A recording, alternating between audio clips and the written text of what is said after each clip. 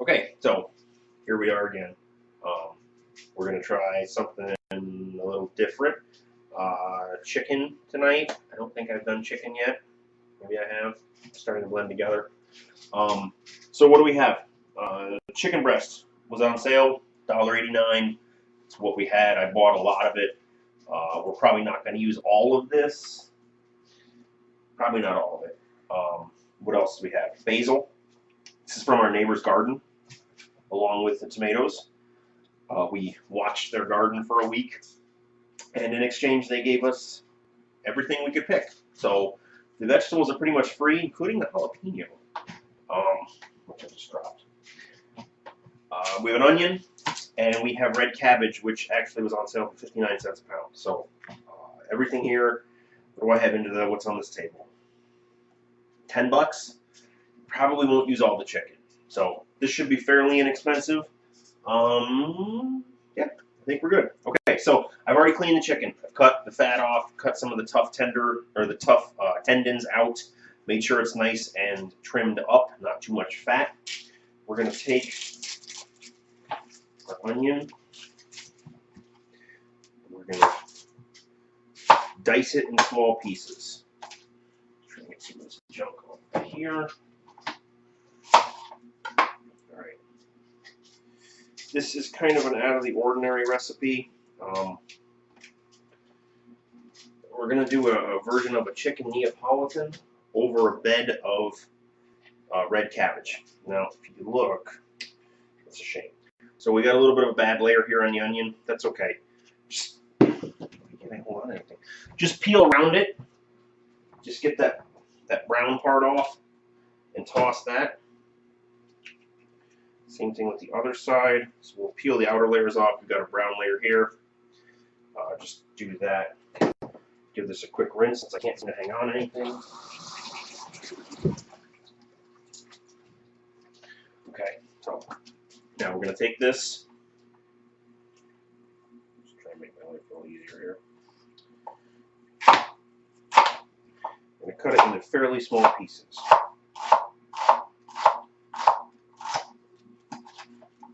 Okay, got a bowl here.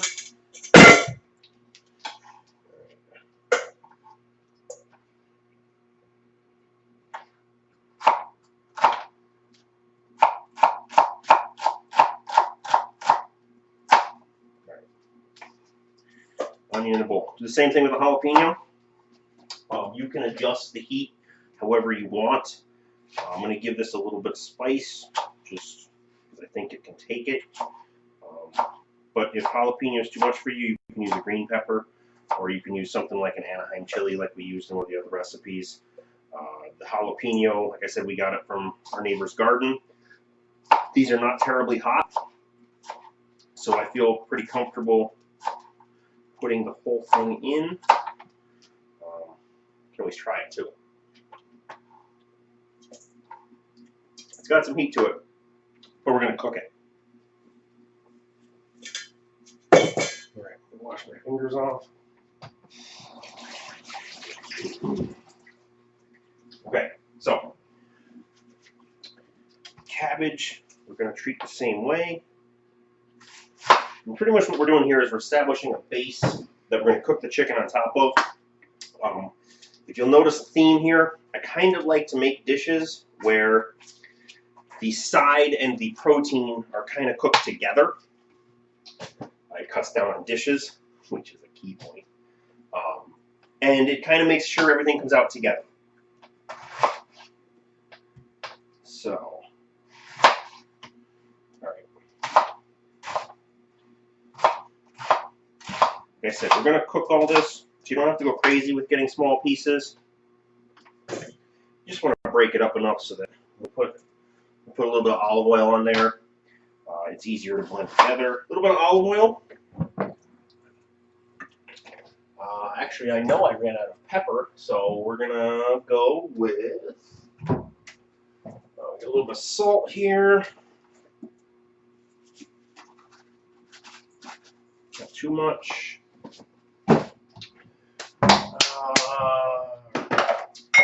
This is Szechuan peppercorns. Okay, not the same as pepper. It's got a really robust smell. It's kind of like a Chinese 5-spice version of pepper. A little more of a Chinese cooking type flair. They are a little larger. If you can see, put some in my hands. So if you can see that, can you see that? Okay. So they look kind of more like a cracked pepper. A cracked peppercorn than a whole peppercorn. I like to grind these.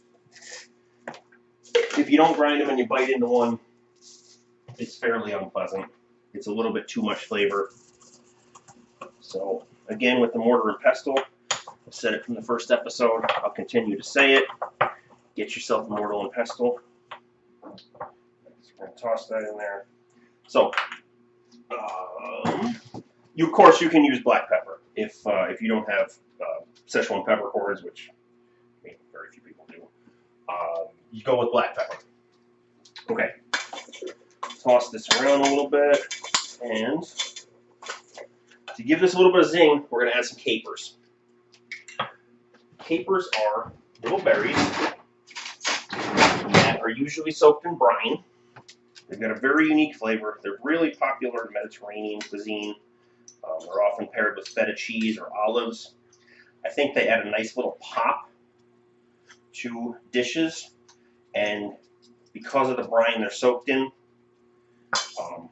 they add a little bit of seasoning to it, a little bit of salt. So capers are a great addition to a lot of dishes. They're fairly, I think, an undervalued, I don't know if really a vegetable or a accompaniment. Condiment? Sort of a condiment. Sort of a condiment. I mean, not really in the fact like a sauce, but now look at that color. See that? We got the nice green from the jalapeno. You got the really nice purple contrasted against the white onion. Okay. So I'm going to take this.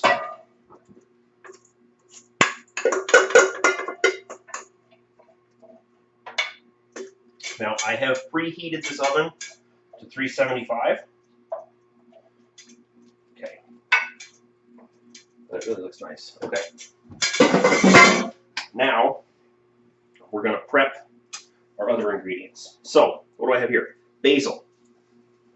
We want just the leaves.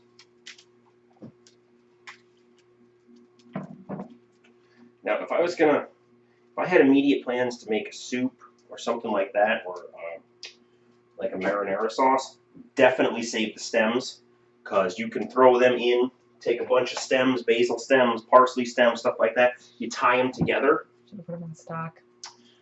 Well, I still can. Yeah. Just rinse them off.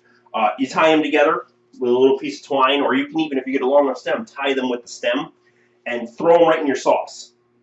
And they'll cook. You'll get a lot of flavor out of them, and then you throw them away. You pull them right out and throw them away. It imparts a lot of that that herby flavor from each specific plant without using up your fresh basil, and you get a use out of the stem.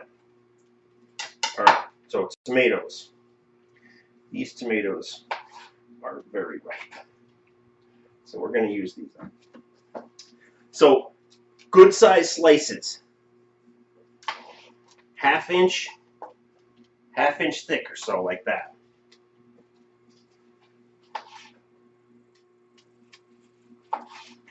Tomato cooks, it's mostly water, so it cooks down a lot. So if you want to have much left over, you need some good sized slices. All right, there we go. All right, now the chicken. What we're going to do is we're going to layer this. So we're going to take a good sized chicken breast. Remember I said I'd cleaned these already. I'm going to cut it at an angle. See that? And make some decent sized slices. Okay? All right. Now, how can I do this the best way so that you can see this? I can bring my camera, my little camera. I'll go on location. Okay, so we have the chicken breast. We're going to take this just like that. Now we're going to take a tomato slice.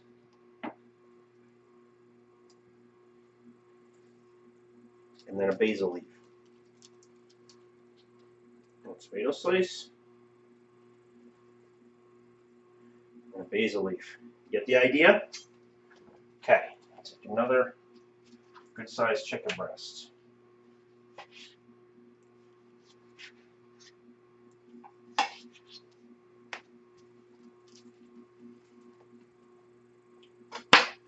Okay.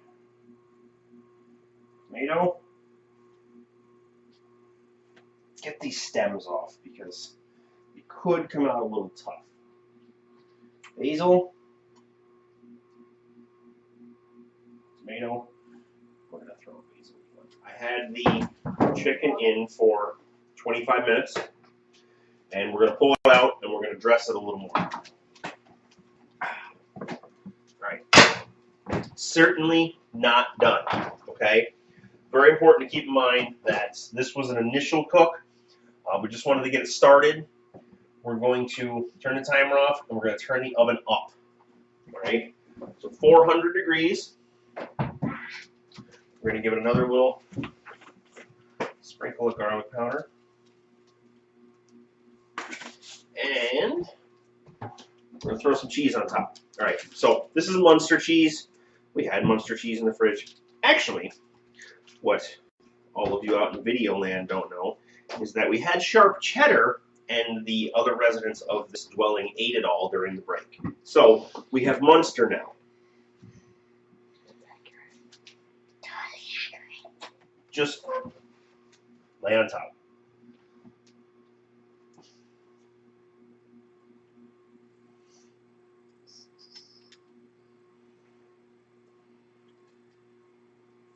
Okay, that's really it. I'm not gonna go any crazier than that. Cheese will melt. We're gonna put this back in. I don't know how I work in these conditions. Right. So back in the oven. Oven's turned up.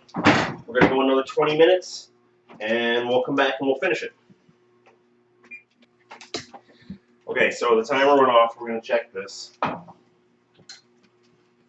It's hot. Okay. Get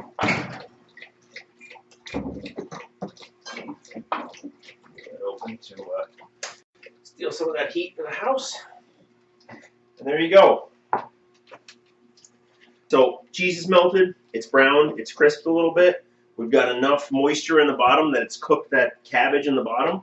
You're going to want to let this sit for a few minutes before you serve it. Kind of let it, all the juices kind of realign inside the chicken. Let everything settle down a little bit before you serve this. What I would do is take a plate, take a good long spatula, like a fish spatula. For those of you who don't know what a fish spatula is, that's a fish spatula. It's a long, thin spatula. Take this, scoop the whole row, maybe take a fork or a spatula, another spatula on top, and serve that as one single piece.